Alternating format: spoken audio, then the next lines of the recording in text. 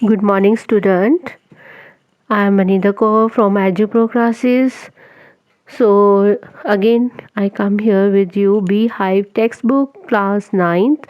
आज हम बच्चे इस किताब की जो है बुक की आज हम वो करने जा रहे हैं poem rain on the roof and this poem was written by Coates Kinney. तो ये बच्चे जो आपकी पोइम है कोट्स किन्नी ने लिखी हुई है।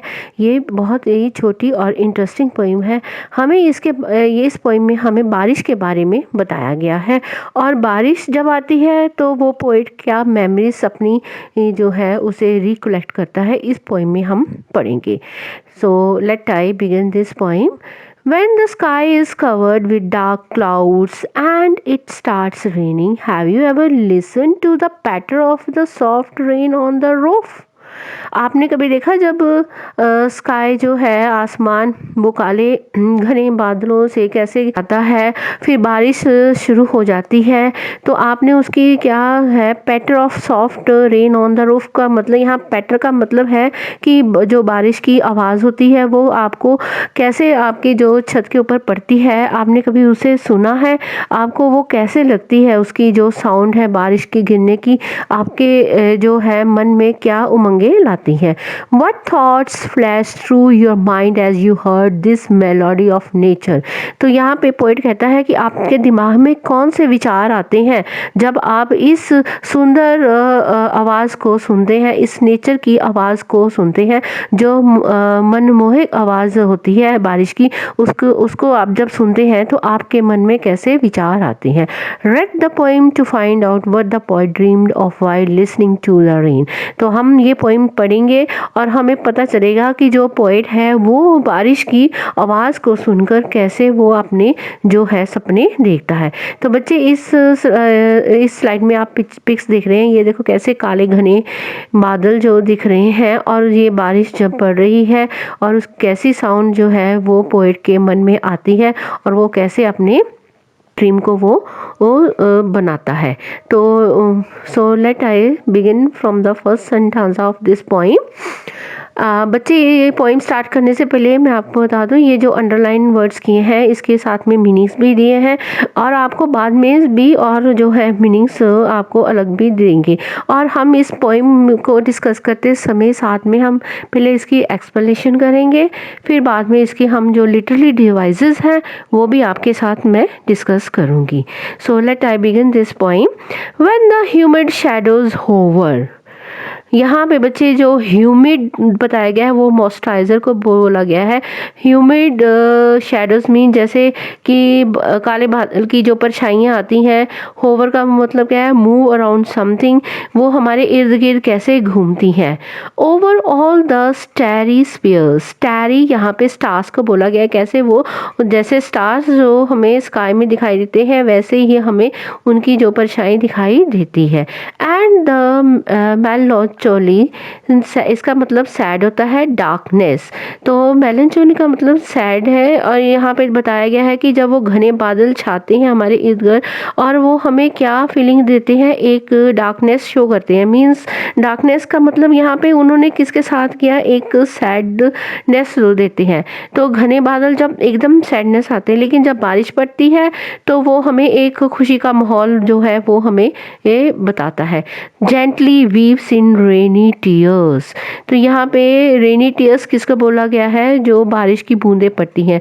तो जब वो बादल जो घने बादल काले जो हमें आसमान में दिखाई देते हैं तो जब वो बारिश में आते हैं तो वो बारिश के रूप में नीचे पड़ते हैं तो हमें ऐसे लगता है कि वो बादल अब रो रहे हैं और वो बारिश का रूप लेकर हमारे सामने आ गए हैं। लेकिन जब बारिश आती है तो हमारे मन में उमंगे आ जाती हैं, हैप्पीनेस आ जाती है।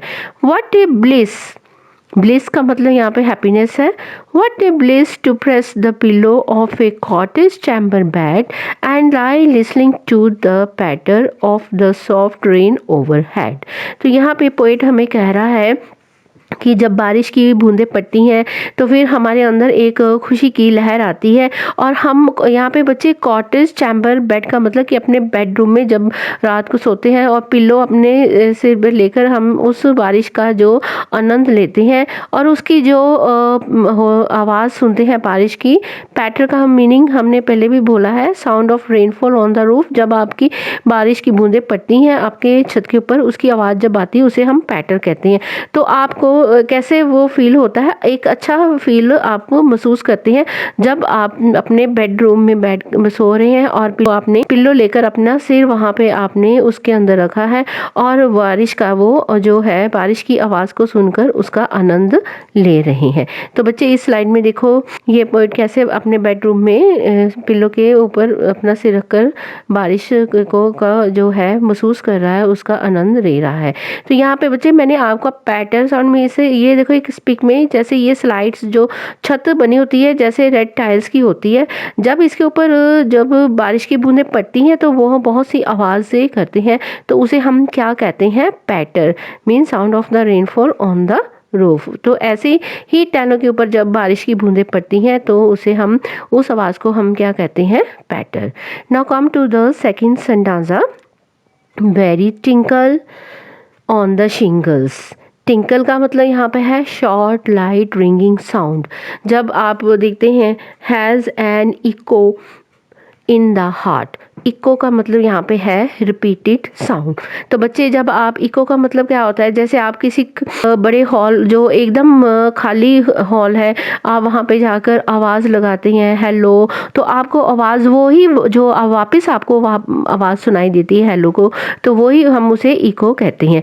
तो क्या है यहाँ पे बताया गया है, जो पोएट हमें बता रहा है कि वो अपने मन में ऐसी ही उसे आवाज़ें जो सुनाई दे रही हैं, जब वो बारिश की जो उसकी आवाज़ जब सुनता है तो उसके मन में एक जो है रिंगिंग साउंड आती है, उसके मन को मनमोहित कर देती है। And a thousand dreamy fancies into busy being start and a thousand recollections weave their air threads into woof. तो जब उसकी बारिश की जो आवाज़ सुन के उसके मन में जो आवाज़ें सुनाई देती हैं, तो उस आवाज़ों के दौरान वो पोएट क्या करता है, वो बहुत सारे थाउजेंड ड्रीमी फैंसीज मीन्स अपने मन के अंदर हज़ारों वो ड्रीम बना लेता है, हज़ारों सपने वो देखने शुरू कर देता है और अपनी जो है पुरानी यादों को, रिकलेक्शंस मीन्स अपने वो मेमोरीज को वो इकट्ठा कर रहा है। और कैसे इकट्ठा करता है, जैसे एक वीवर जो कपड़ा बुनता है। यहाँ पे एक वीवर को कंसर्न किया है, कैसे, weave their ear threads into woof. Woof की जहाँ पे वो एक जो कपड़ा बनाने वाला एक लूम के ऊपर जब कपड़ा बनाता है तो वो अपने कपड़े को कैसे बुनता है उसको, और वैसे ही पोएट ने अपने जो सपनों को वैसे ही बुनना शुरू कर दिया है, जैसे वीवर जो कपड़ा बुनने के लिए अपने थ्रेड को वो लूम पे चलाता है। As I listened to the patter on the rain upon the roof, जब उसने बारिश की बूंदों की आवाज़ अपने छत के ऊपर सुनी तो वो अपने सपनों को वो इकट्ठा करना शुरू कर देता है। तो ये देखो बच्चे वो कैसे अपने सपने में क्या क्या चीज़ें वो इकट्ठे कर रहा है। Now come to the third stanza. Now in memory comes my mother as she used in years agone. अब पोइट जो है वो अपने मदर की बात कर रहा है कि जो बहुत पहले साल, अगॉन का मतलब कि that now she is no more, कि वो उसकी मदर अब उसके साथ नहीं है। She is no more means कि वो नहीं है, लेकिन उसको याद कर रहा है, उसकी बातों को याद कर रहा है, अपनी मदर की मेमोरीज को याद कर रहा है कि जब वो थी तो वो उसको कैसे करती थी। To regard the darling dreamers ere she left them till the dawn. तो वो क्या करती थी कि जब ऐसी बारिश का मौसम होता था तो पोएट जो था अपनी मदर, वो सो रहा होता था लेकिन उसकी मदर उसे डिस्टर्ब नहीं करती। क्यों वो सोती है कि उसका बेटा जो है वो बहुत ही अच्छे जो है सपने ले रहा है। ओह, I feel her fond look on me as I list to this refrain, which is played upon the shingles by the patter of the rain. तो वो क्या है, यहाँ पे पोइट कह रहा है कि उसकी मदर उसे बिल्कुल जो है वो डिस्टर्ब नहीं करती थी, और वो क्या करती थी कि वो अपने बेटे को सोने देती थी। क्यों? क्योंकि वो चाहती थी कि उसका बेटा जो है वो क्या अपने सपना अच्छी तरह देखे और अपने सपनों में वो खोया रहे। तो यहाँ पे बच्चे एज आई लिस्ट का मतलब यहाँ पे है old poetic word for list, इसका मतलब है लिसन। रिफेन का मतलब है साउंड ऑफ द रेन। तो फिर वो पोइट कह रहा है कि नाउ वो किसको याद कर रहा है, अपनी मदर को याद कर रहा है जो अब उसके साथ नहीं है। तो ये देखो इस पिक में आप देख रहे हैं कि जब वो छोटा था तो मदर उसे कैसे अपने जो है ड्रीम्स को पूरा करने के लिए वो उसे पूरा जो है टाइम देती थी। तो बच्चे इसके साथ ही ये जो आपकी है poem rain of the roof जो है वो फिनिश हो गई है। यहाँ पे पोइट हमें कह रहा है कि जब बारिश पड़ती है तो हमारे मन में कितनी उमंगें आती हैं, और वो अपने पास्ट को भी याद करता है जब उसकी मदर उसके साथ होती थी। Now come to the difficult words. Tinkle, short light ringing sound, shingles, rectangle wooden tiles used on roofs, woof, waft. Example, the threads woven across the loom, era, old poetic word for before, refrain, a repeated part of a song or a poem, hear the sound of the rain, and list old poetic word for listen.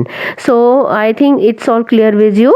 Now come to the literally devices. तो अब हम इसकी क्या करेंगे, literally devices जो poet ने यहाँ पे क्या यूज़ की हुई हैं।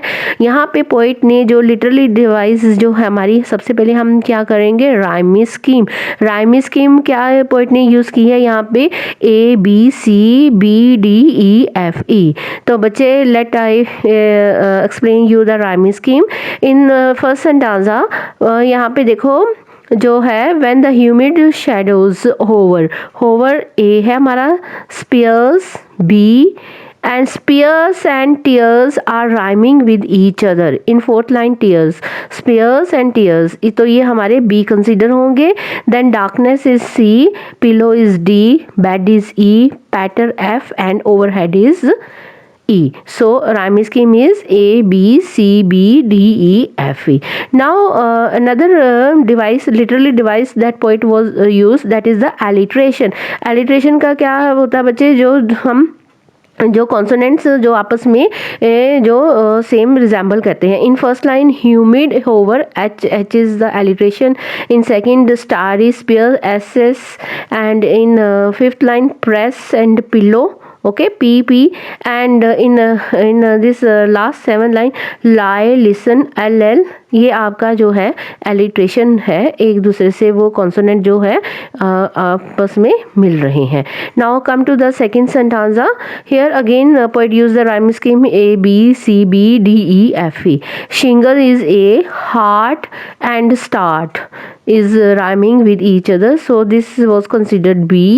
Fancy is C, recollection is D, woof is E, patter F, roof is E. So again alliteration in second line, has and heart, okay, busy, being, there, threads, okay, rain and roof. Now come to the last sentence. Now in memory comes my mother. A mother rhyming scheme again. Here use the ABCBDEFE.